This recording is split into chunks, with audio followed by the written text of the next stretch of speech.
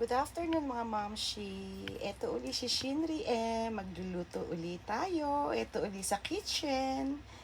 Magluluto tayo ng tinolang manok. Nag-harvest ako, oh. Tingnan niyo hinarvest ko. Yan, nag-harvest ako ng dahon ng sili.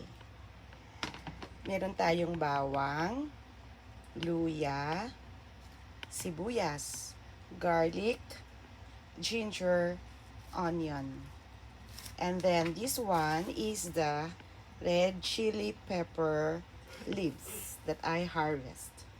And then meron tayong chicken. Chicken natin.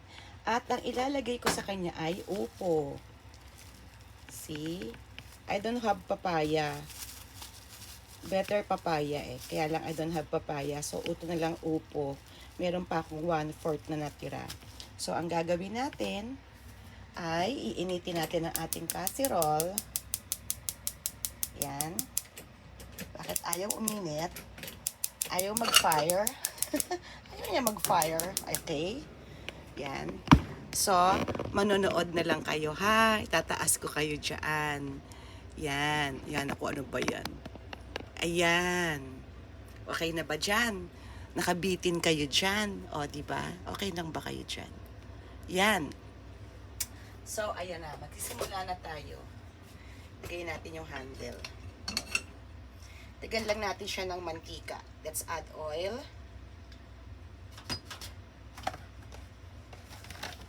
Diba? Luto-luto lang tayo. Let's add oil. Na-add na natin yung oil natin.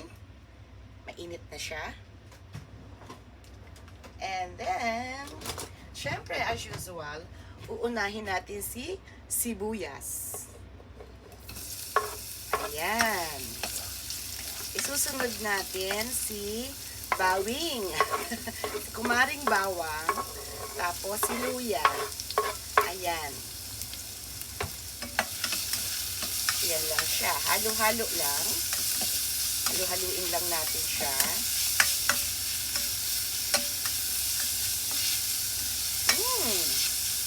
Smells good. Sarap ng amoy kaya. Sarap ng amoy. Tapos, lalagay ko na si chicken. Ang ating chicken. Puro lang to hita ng manok.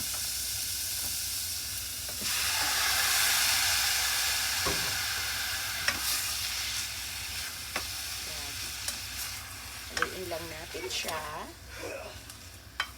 And then, let's add a salt. Lagyan natin ng salt.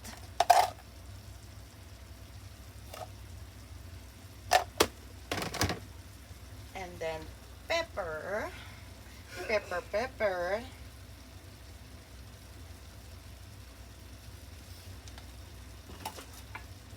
Let's mix it all together.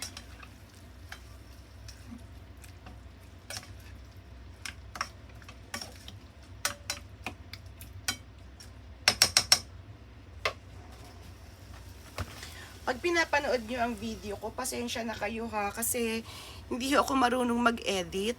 Hindi ko kilala si Edith. Kaya medyo nagtatagal tayo kasi hindi ko siya ine-edit. Walang editing na nangyayari sa mga vlog ko. Kaya pagpasensyahan nyo na ho. Kukuda-kuda lang ako dito ha. Let's make kuda-kuda. Habang pinapanood nyo siyang kumukulo, pakukuluin natin, hinihiwa ko na ho yung ating upo. Naghihiwa na ako ng upo. Kaya, ayan.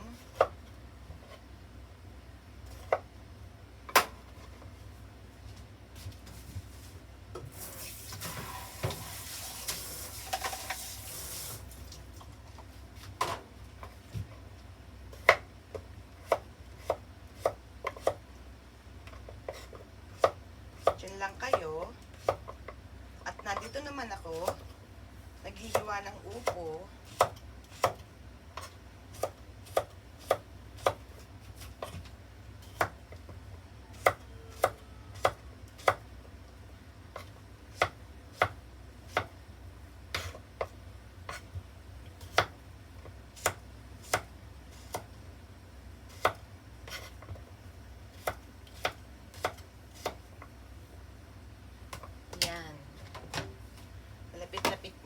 Kulo-kulo na siya.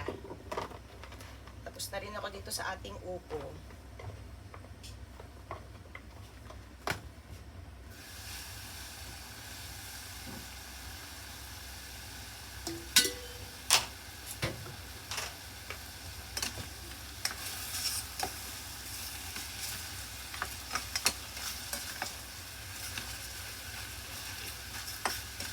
Diba? Yumminess, diba? Oh.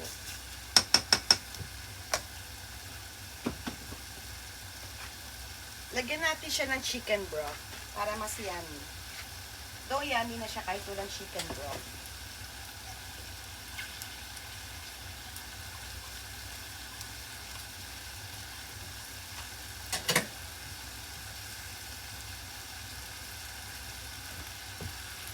Nilagyan ko na siya ng sabaw. Ayan. Ayan na ang kanyang sabaw. Hayaan natin siyang kumulo dyan. Diba? Oh.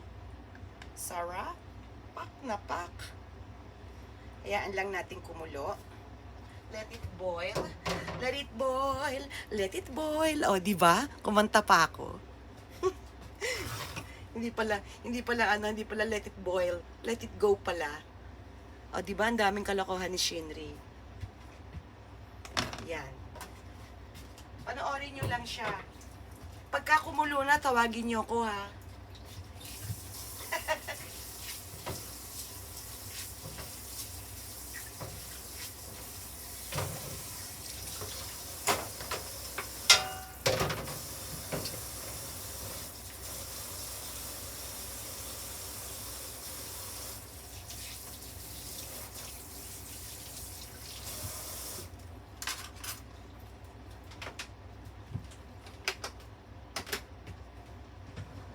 Pagka kumulo na siya, tsaka natin siya lalagay ang ating upo bells.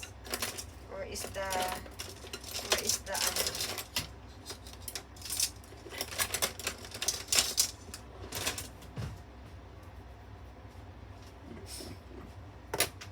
Tsaka natin ilalagay si upo, ha?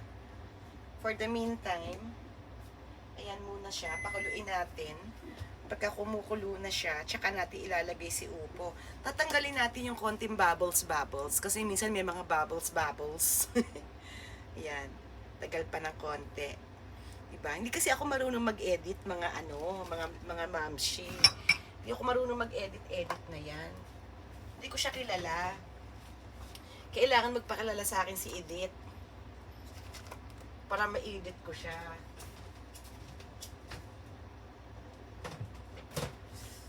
Hayaan nyo, unti-unti matututunan ko din si Edith. Wala pa akong time mag-aral-aral ng edit na yan. Pag natutunan ko na siya, yan, gaganda na ang ating vlogging. Wala na kayong makikitang mga intermission na ganyan. Yan.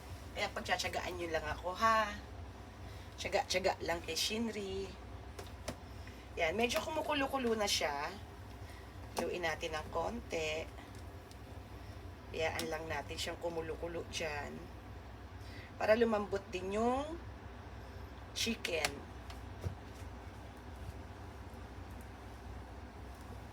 Diba ang sarap? Ayan yung upo ko, oh. Ayan si upo. Oh, diba? Nakita nyo si upo? Hiniwa-hiwa ko na siya.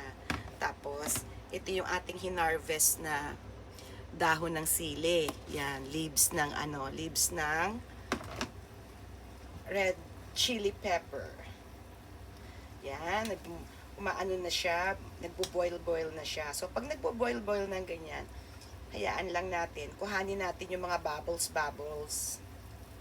Tanggalin natin yung mga bula-bula niya ba.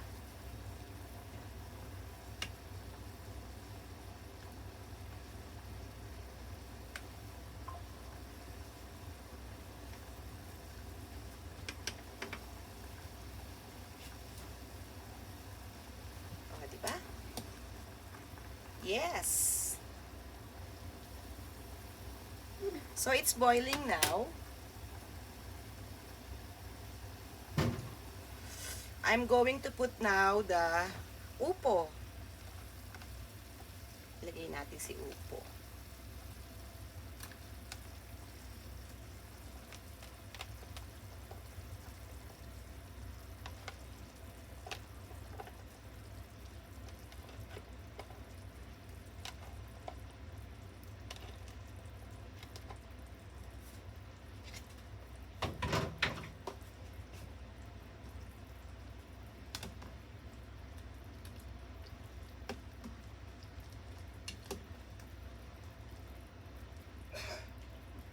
So we're going to taste it now. I'm going to taste it.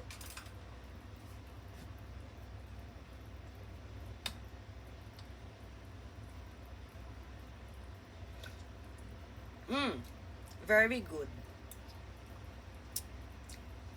Very nice. Thumbs up. Ah, di ba? Thumbs up. Paki-like naman, kayo naman.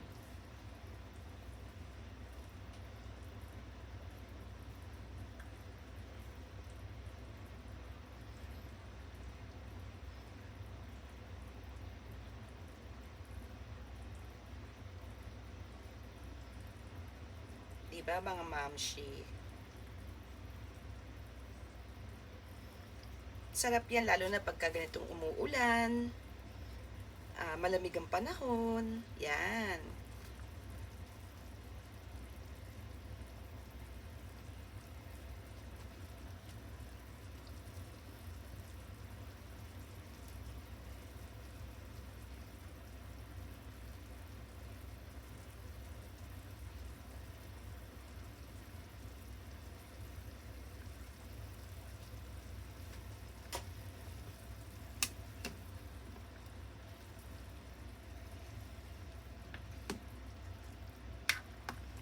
Ayan siya.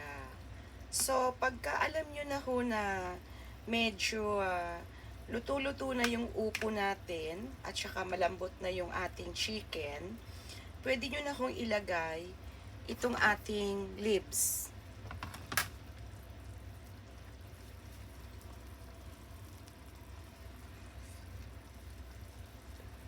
Alam nyo kung anong kapartner niyan?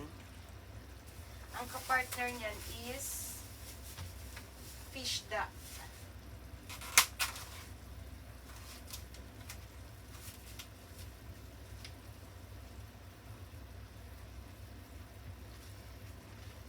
Yung soup at saka ito, fish, iaano ko lang siya sa butter.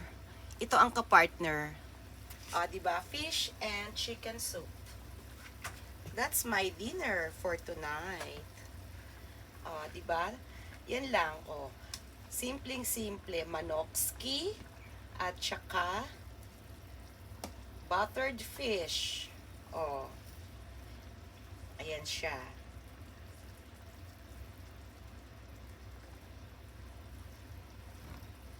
Diba, napakadali? Ganyan lang magluto si Shinri. Wala nang pakuda-kuda pang iba, yan lang. Kung mapapansin ninyo, hindi pa siya ganong luto, di ba? I mean, yung aking upo ay hindi ganong kalabog. Kasi i-reheat ko pa siya mamaya bago kumain. So, pag nireheat ko siya uli mamaya, tamang-tama lang na naluluto na yung upo ko. At saka, okay na rin yung lahat, maiinit lahat. Ngayon, papatayin ko yung apoy. Palagi ko ginagawa ito. Yung madaling malantang gulay, hinuhuli ko siya ng lagay talaga. Kasi, yung pinakainit na nung niluto mo, maluluto na siya ng kusa. Para pag nireheat ko siya mamaya, hindi masyadong labog na labog yung gulay natin. So, gagawin ko papatayin ko na yung apoy. Ayan, makita nyo, ano siya. Ilalagay na natin yung ating sili. Yan. Lagay na natin yung ating sili.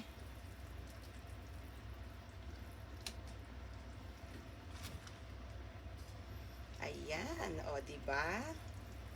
From my garden. Hi. Sarap-sarap. From my garden, ang aking sili, ang dahon ng aking sili, galing sa aking tanim. Mm. Ayan, ilubog-lubog mo lang ganyan yan, kasi mainit naman na yung sabaw. So, mag-spread out na siya dyan lahat, yung lasa niya. Ayan. Oh, what can you say? Oh, mamaya, pag nirehit ko siya, tama lang. Oh, ayan. Ang aking chicken soup with the upo. Oh, ayan siya. So, I'm going to taste.